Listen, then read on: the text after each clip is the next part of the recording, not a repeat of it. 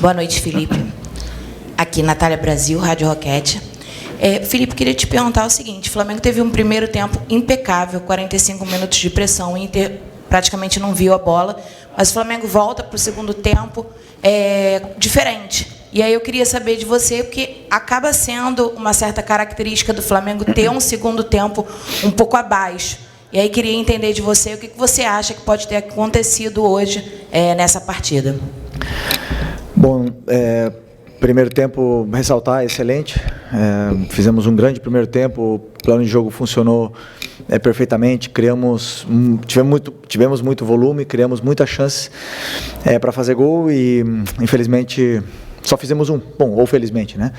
Mas fizemos um gol, fomos com uma vantagem e não voltou diferente, voltou igual, com a mesma formação.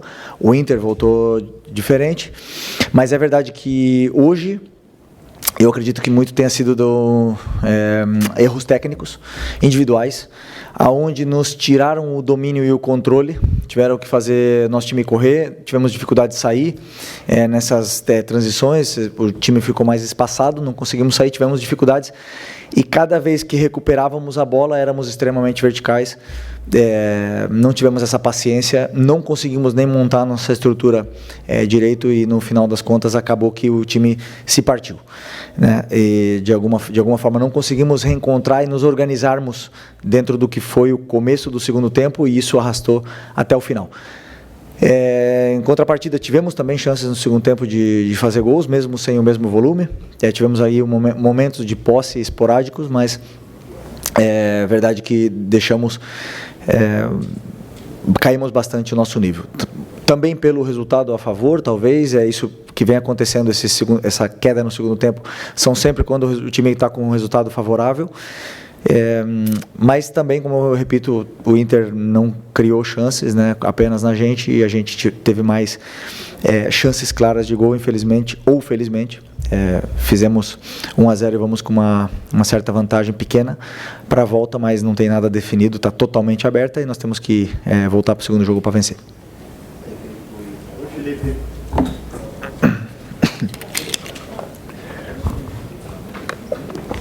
Oi, Felipe, Sérgio Lobo aqui. Teu próximo adversário é o de hoje. E depois, na semana que vem, também é o de hoje.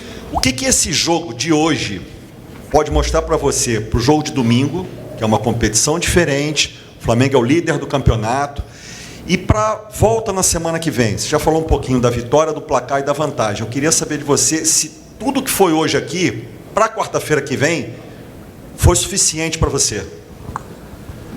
O suficiente em que sentido, desculpa? Em termos do placar e da vantagem que o Flamengo está levando para o jogo da quarta-feira. Então, primeiro, começar por essa pergunta, para mim não, claro que queríamos fazer um resultado melhor, mas também não é ruim, né? Vamos com uma vantagem, e conseguimos uma vantagem, conseguimos ganhar vencer e dominar uma grande equipe, como é a do Inter, né? Que tem uma forma de jogar também de controle de jogo, de volume, de posse, e no final das contas a gente teve mais, só que não se traduziu em gols. Portanto, eu acho que foi um resultado justo e vamos com essa vantagem mais na cabeça, vamos ir para vencer o jogo, porque foi a mesma coisa que em todas as vezes que nós chegamos com vantagem nas competições, diga-se na Copa do Brasil do ano passado, na final, e fomos para vencer. E esse tem que ser o nosso pensamento. E a outra, não lembro. Domingo? Bom, domingo, como você falou, temos esse jogo de domingo primeiro importantíssimo, onde o Campeonato Brasileiro, somos os líderes, como você disse, temos que tentar defender essa nossa colocação, e vamos ver como a gente prepara, quem se recupera bem para poder jogar domingo, para poder, como eu falei, ir para vencer os dois jogos. Felipe, boa noite. Igor Siqueira, do UOL. Se eu não estou enganado, acho que desde que o Bruno Henrique se tornou réu lá na Justiça Comum e também veio a denúncia para ele aqui na Procuradoria do STJD, acho que você não comentou sobre, enfim, o assunto, mas o fato dele ter, agora formalmente ter sido acusado, ter agora um processo em curso no STJD, o que mudou, ou se é que mudou alguma coisa no tratamento que você tem cuidado com ele, enfim, dessa dinâmica de um caso de acusação de apostas, que é sério, ele não está envolvido no estelionato, mas foi pela manipulação. Como é que vocês estão gerindo essa questão de ter um jogador que está sob esse escrutínio agora no elenco, enfim, colocando para jogar também como capitão? Meu tratamento com ele é o mesmo, ele tem a presunção de inocência e até que não seja julgado, ele é inocente. Julgado e condenado, ele é inocente. Felipe Eduardo Gabardo, da Rádio Gaúcha. O Roger, há pouco aqui, falou que trabalhou com as duas possibilidades de escalação do Flamengo, né? Ou o Pedro ou o Bruno Henrique, e quando saiu a escalação procurou ali fazer o ajuste necessário. O Inter era o que você imaginava em termos de escalação e também em termos de comportamento dentro de campo. E esse Inter do segundo tempo, como é que você pretende controlar lá em Porto Alegre? Era a escalação parecida com o que a gente esperava. No final das contas vaza tudo lá e aqui, né? Então não tem muito mistério enquanto a isso. Tentei segurar ao máximo a escalação do Bruno e foi puramente em plano de jogo em função do que eu acreditava que poderia encontrar no campo e como poderia explorar melhor o jogo contra o Inter, a entrada do Bruno e a saída do Pedro da equipe. Ainda tenho que analisar o jogo com calma, ver o que aconteceu, mas eu acredito que tem muito, além de ter mérito do Inter, tem muito demérito nosso nessa nossa queda do segundo tempo. Acho que tem muita coisa nossa mesmo, de detalhes micro para corrigir, para a gente poder sair dessa pressão que o Inter fez no segundo tempo. Felipe, Raiza Simplício aqui da Gol Brasil e da revista Placar. Você falou sobre essa queda de rendimento no segundo tempo, até você citou a questão de demérito também do Flamengo. Eu queria levar isso para um pouco mais amplo e juntar os últimos jogos, né? O Flamengo tem feito um tempo muito bom e um outro tempo nem tão bom assim. Eu queria entender contigo se você entende que ainda falta encontrar esse equilíbrio nos dois tempos, ou se de fato é só mérito do adversário. E eu sei que com as contratações, como é a torcida do Flamengo, sempre espera um Flamengo que faça mais gols, né? E recentemente o Flamengo tem até vencido jogos, mas não tem conseguido esse placar mais elástico, fazer mais gols, ganhar de uma diferença maior, digamos assim. Você acredita que o Flamengo pode chegar ainda nesse patamar de vencer os jogos com mais tranquilidade, ou pela competitividade desse momento da temporada não é algo tão fácil assim? O Campeonato Brasileiro e a Libertadores, mas principalmente o Campeonato Brasileiro, é o campeonato mais competitivo do mundo. Para mim é muito difícil jogar, muito difícil. O problema são as expectativas, né, que se geram em função do adversário que pisa no Maracanã. Todo mundo acha que vai ser goleada, e não é fácil. Vimos o Santos vencendo o líder, até o vice-líder Cruzeiro no outro dia. Não sei que outro time também roubou pontos, o próprio Mirassol, que empatou com o Palmeiras fora. Ceará, então o Ceará acho que venceu o Santos, o Cruzeiro também foi. Então, não tem jogo fácil no Brasil. Agora, querer ganhar e golear todos os jogos é uma coisa totalmente irreal. Não existe. É claro que existe algumas super equipes no mundo que conseguem fazer um campeonato extraordinário assim, mas no final das contas o Campeonato Brasileiro é muito competitivo. Existem muitas coisas que fazem a equipe oscilar, muitos fatores externos que fazem a equipe oscilar, como viagem, lesões, o adversário principalmente. Então, claro que ganhar não é fácil. Eu valorizo cada vitória, mesmo que seja de 1-0, valorizo muito e espero que o torcedor também. Não me lembro o que tu falou no começo já. Sobre o equilíbrio dos dois tempos. O Flamengo tem tempo e talvez outro tempo nem tão... assim, difícil diagnosticar, porque eu também acho que são vários fatores, né?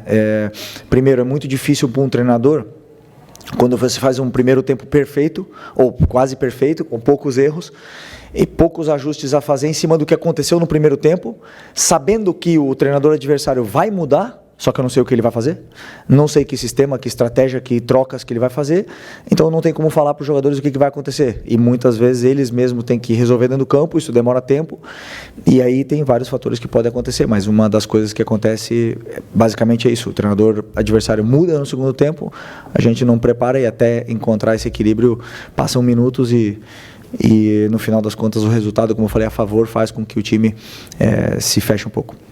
Pessoal, vocês são muitos, queria pedir para vocês fazerem, cada um fazer uma pergunta, tá? Senão vai tirar de um. Felipe aqui, Thiago Lemos, GE, boa noite, parabéns pela vitória. Hoje, enfim, a gente viu a torcida estava com muita expectativa de ver a estreia do Carrascal, ele entrou na reta final, queria te pedir para você fizesse uma avaliação do que você viu dele nessas primeiras impressões, você sentiu que ele estava um pouco nervoso? Obrigado. Bom, um jogador que a gente já viu que tem muita qualidade, né, um trato com a bola muito refinado. Verdade que entrou num momento do jogo onde nosso time não estava dominando, não estava sendo favorável para ele, e ele acabou saindo também um pouco mais da posição que a gente pensou desde o começo para ele, e porque talvez por querer também mostrar a qualidade que ele tem, ele acabou perdendo bastante a posição e não gerando as situações que a gente imaginava para que pudesse ser mais determinante, né? Então, temos um jogador com muito talento aí no nosso elenco, vamos lapidar para ele poder virar ídolo da torcida nesses anos aí que vem pela frente. Felipe, aqui Simon Ledo do Coluna do Fla. Hoje foi a 40ª vitória sua, né, sob o comando do Flamengo. E a gente viu que, como você não pôde contar com a Arrascaeta, conseguiu encaixar muito bem o time no primeiro tempo ali, usando o Luiz Araújo, o Plata, né, revezando algumas posições. Você acha que a gente pode esperar esse time mais vezes em campo sem o Arrascaeta? Ou o Arrascaeta volta já na próxima partida? Sempre penso em função do que eu imagino para um plano de jogo e o que o adversário nos vai proporcionar dificuldades para a gente atacar. Então, se em algum momento o Arrascaeta já ficou no banco, e essa dupla que jogou hoje, que Bruno e Plata jogaram na final da Supercopa, por exemplo, fizeram um jogo extraordinário, jogaram juntos. Tem uma relação socioafetiva muito boa entre eles, eles se procuram muito, se entendem muito bem e não existe ninguém insubstituível.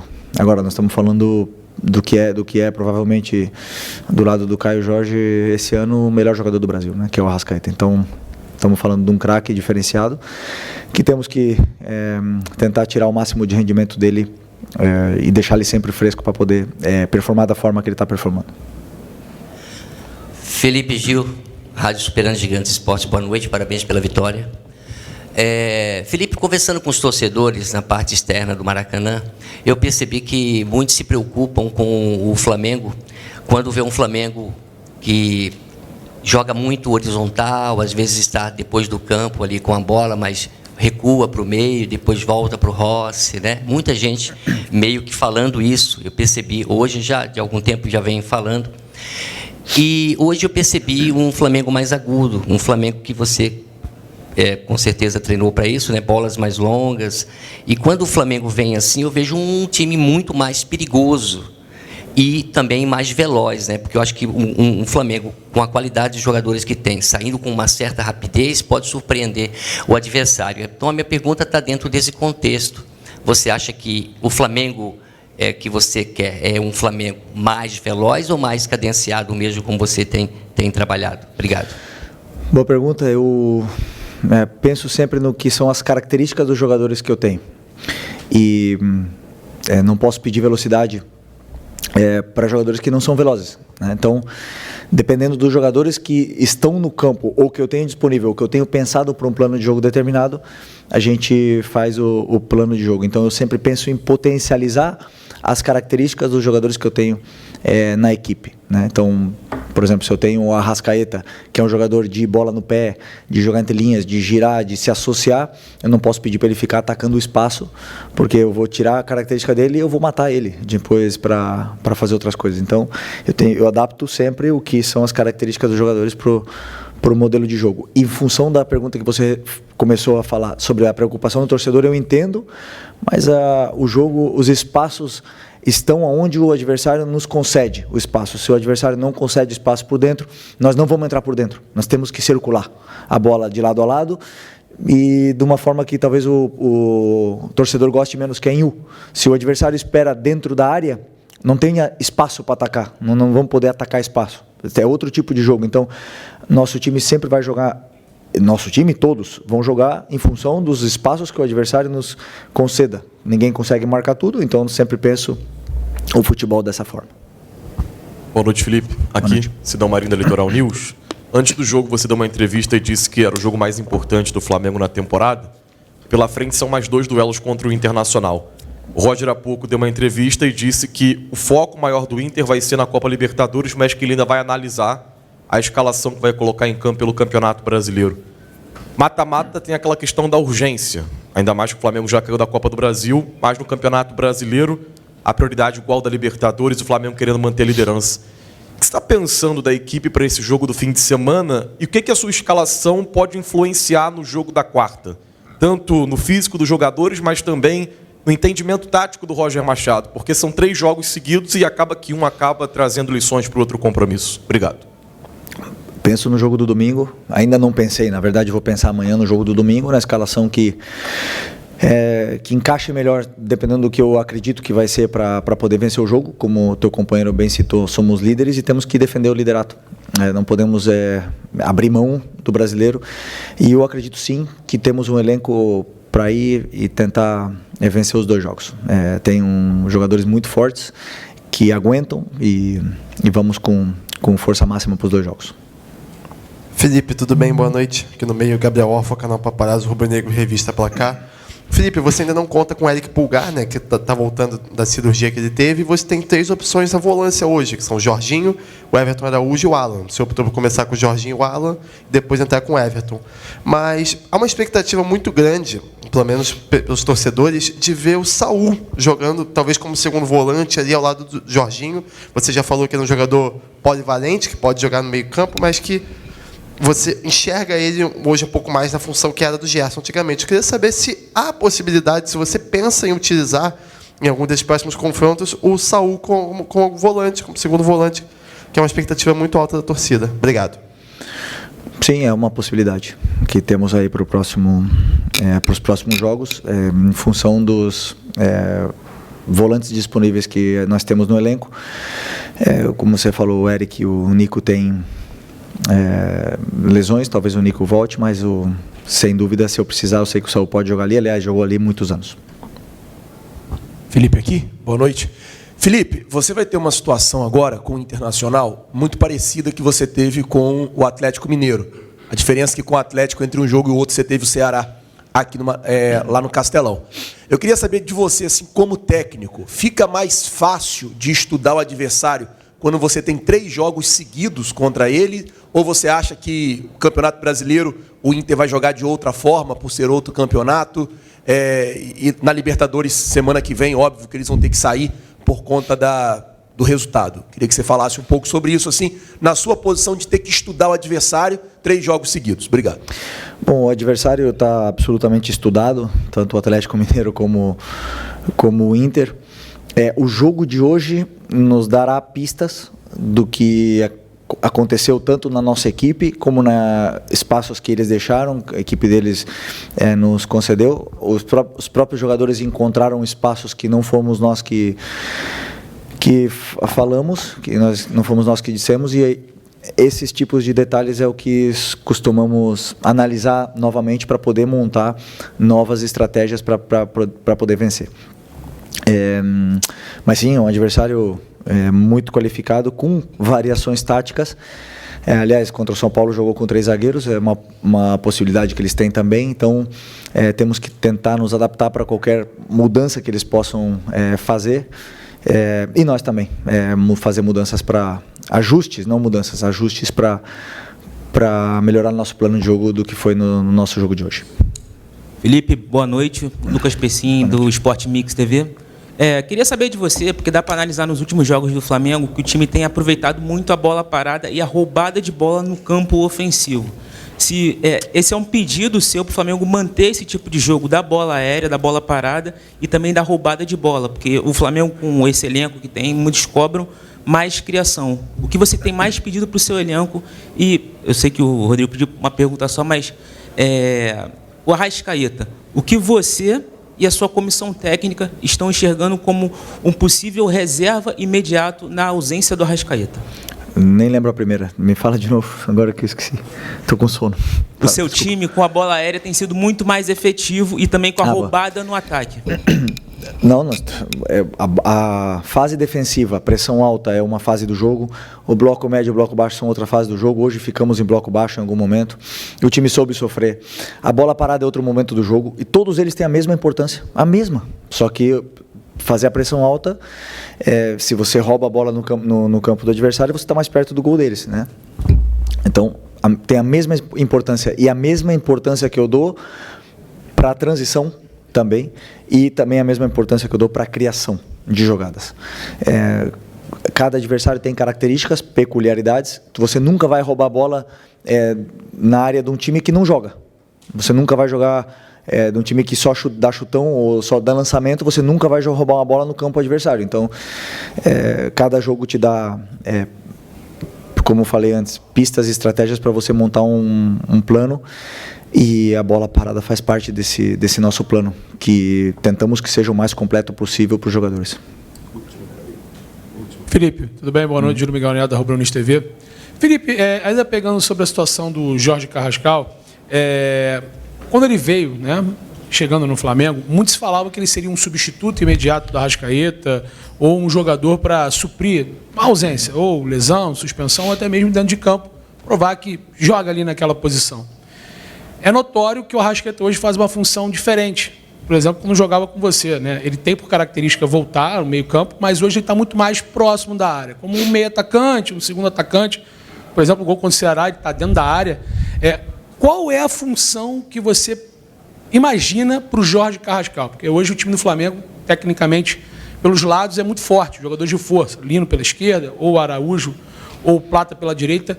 Qual é a função que você imagina usufruir um jogador com tanta qualidade, o Jorge Carrascal, que é um meia, mas hoje até deu para ver que jogou um pouco mais avançado ali, encostando no Bruno, quando você faz aquela mudança tática. Carrascal, ele é substituto do Arrascaeta de hoje ou de quando você jogava com ele? Porque está nítido que o posicionamento do Arrasca mudou.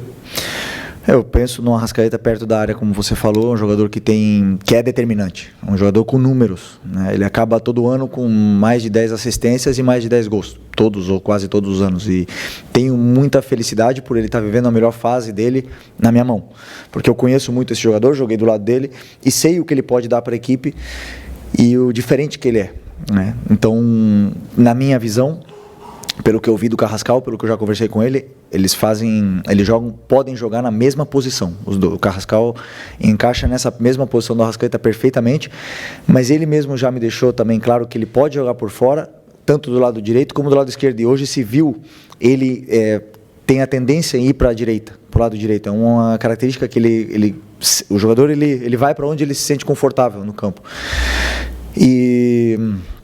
Então ele pode fazer também a função do lado direito. Importante, eu acho que mais respondendo a tua pergunta, é a qualidade que esse jogador tem quando a bola cai no pé.